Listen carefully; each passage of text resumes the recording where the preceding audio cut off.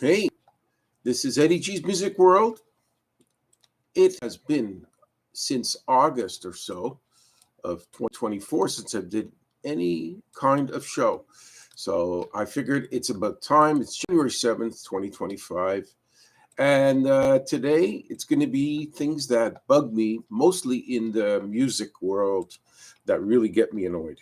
Okay, concerts that have people lip syncing. Okay, I don't like it. It's constantly just fakery. People will just get up there and act like they're singing and they're not.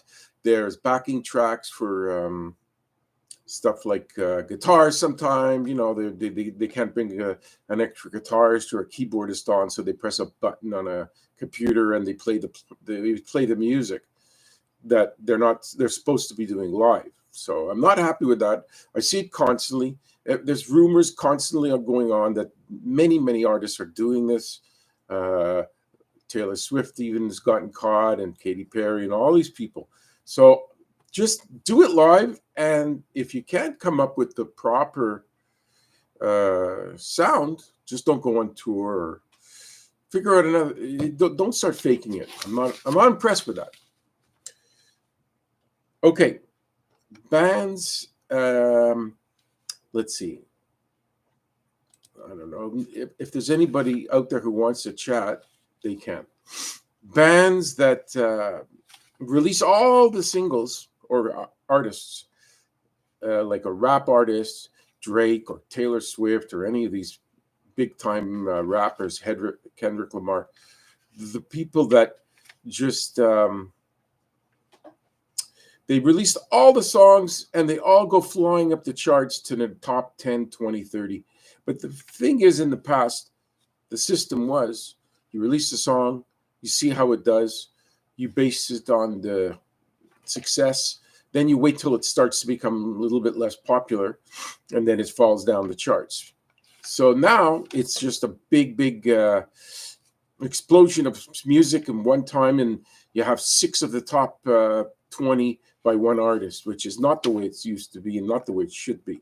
You should be able to put out a song one at a time and see the progress and let the progress of the music speak for itself and not just flood the market in one time.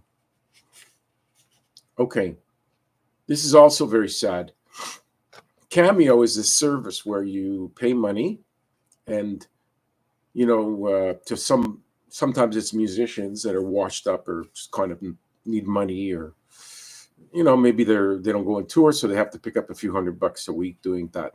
So you cater to them by giving them a message, and you pay for them to do a message. But the thing that's ridiculous is the people doing those messages for you, if they don't do it directly with you in a one-to-one conversation, it's kind of ridiculous because they're not even interacting with you.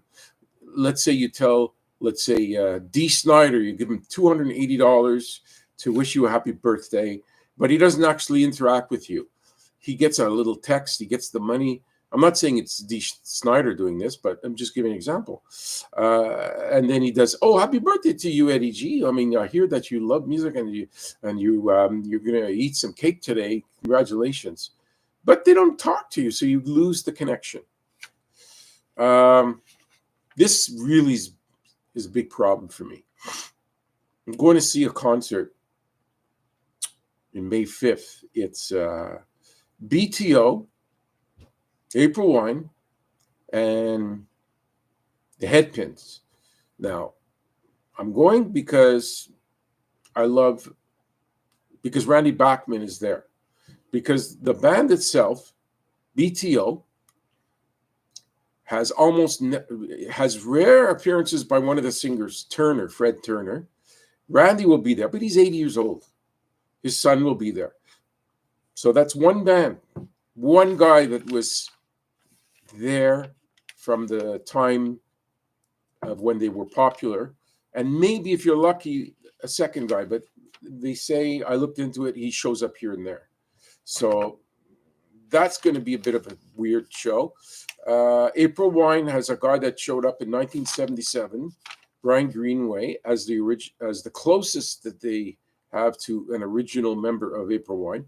They got a new singer that, I heard him. He sounds decent. He sings a bit like the high register, like the same kind of tone as Miles Goodwin. And then, so there's no originals in April Wine. And the Headpins, they have two originals, but it's the bass player and the drummer. And the singer is not Darby Mills, who was the one singing the Just One More Time and A Cup Don't It Make You Feel. So that's just a little example. So that's kind of a farce. But I figured, look, I'm getting late in my years. I'm not going to that many concerts. So I figured I'll throw one in with like a little patched up bands. You got April Wine patching together what they could. It's all for money. They don't, they got to make more money, and but I'm gonna go even though I dislike all this stuff. I mean, either the members die like Miles Goodwin, so they don't have a choice. But maybe you should have just retired. But I guess a guy like Brian Greenway, he's not probably loaded, so he probably needs the money. So I'll go. But I don't like that when bands do that. When they, like Foreigner, I think they pretty much got nobody left because Mick Jones is too old to tour. He has health issues. He couldn't even go to the Rock and Roll Hall of Fame. Lou Gramm doesn't show up. Kelly Hansen was the guy that replaced Lou Gramm, and he's getting too old. So the replacement guy's getting too old. So you really kind of, it's like if I would have gone to see Foreigner, I guess it was 5 years ago, I would have seen absolutely no members that have been there longer than 1993 or 4 or 5, because Mick Jones wasn't there, Lou Gramm wasn't there, 2 or 3 other guys have gone. That's it. It was Kelly Hansen singing Lou Gramm, and everybody else was put together by tape, like tape patched together. Not good. Next. I hate this. I think I complained about this years ago. I went to Cyndi Lauper, my last concert in October. And I'm so much a veteran of these concerts live. I knew when I saw 5 Native Canadians, let's say, try to be nice. They were all like 4'11", 5 foot tall. And they were all sitting together.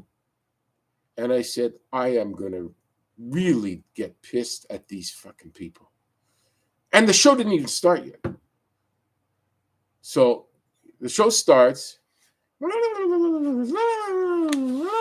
They ramble on between each other, all 5 of them, taking pictures of each other, taking pictures of themselves, running up and down. And then I said, one of these natives is going to get on the shoulders of the other one because she's like 4'11". I swear to God, I had premonition. And sure enough, the one right in front of me put this little broad on top of her shoulders to block me. I'm tall. But when you put 2 people on top of each other, one person on top of another one, even I won't be able to see. Now, not like I missed anything. I mean, Cyndi Lauper was pretty far in the stage. Luckily for me, she moved to a further stage about 3 rows in front of me. So when I bought my tickets, I did that with that in mind. I said, well, there's a secondary stage, so she might come to sing. And she did for 2 songs or so. But I just hate all the dancing. I hate all the singing. I know you know the words. You've heard the song on the fucking radio a million times. So have I. But I don't want to hear you go, go to wonderful. I don't want to hear that. Cyndi Lauper's a professional, not you. Just sit and listen. Music-related things I hate. We're still got 2 more. Here, no paper tickets. I've always been pissed at this.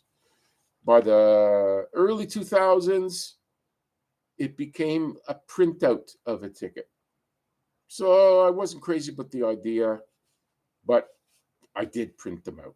I did. I printed them out, and they had the barcode on them, so that was scanned, and things seemed to be okay with that. So, but that was me getting used to that situation. Now, the last 15 years, 10, 15 years, or about 2012 or 13, I see that it's only loading it onto your phone. So you can load it onto your stupid phone. And if God forbid that doesn't go well, which happens, you have that problem. Then you got to go and call Eventco or one of these people running the concerts in the city and try to explain to them. And then they say, oh, we know you bought those tickets. They're in our system. Yeah, but they're not in my system. So then they said, well, if it's not in your system, you got to go change your password, do this and that. And then if that doesn't work, you could come to the box office and tell them, oh, I want to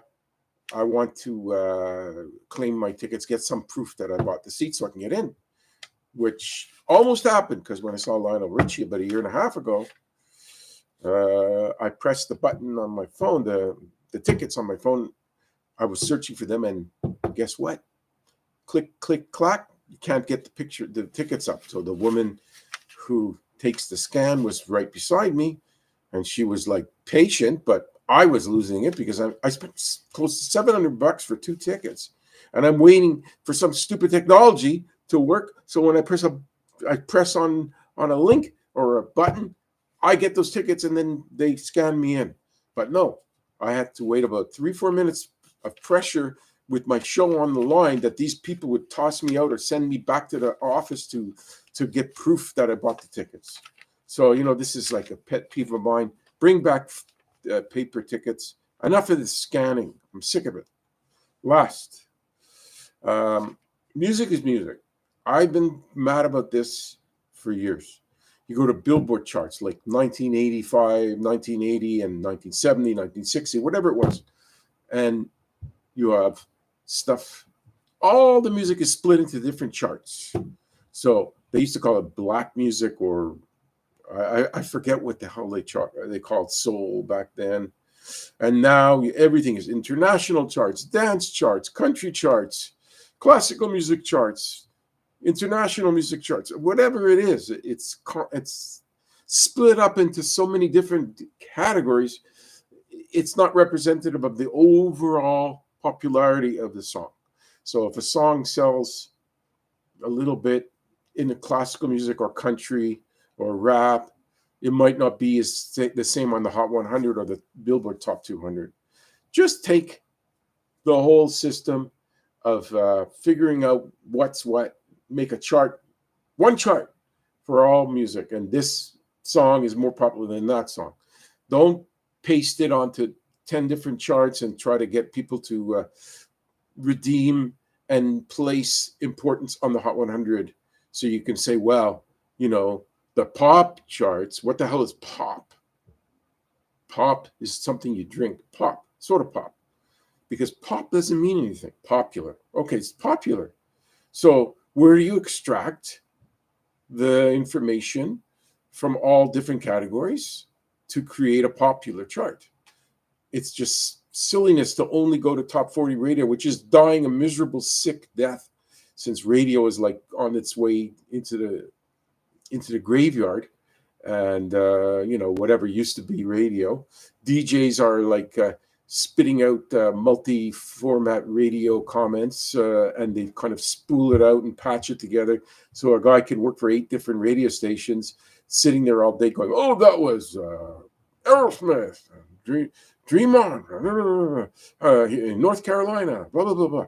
And it's 17 degrees. And then he goes and says another piece for another station for a different song. And so they save money. I mean, I understand advertisers are not flocking to regular radio. Sirius Satellite is kind of still hanging on. I do listen to it more. I don't listen to any Shom, CJFM, all that stuff I don't bother with. So the damn thing is ready to just be buried. Talk shows are all on podcasts now. And anyway, this is Eddie G's Music World, venting as usual on January 7th, 2025. Nice to talk to you again. Goodbye.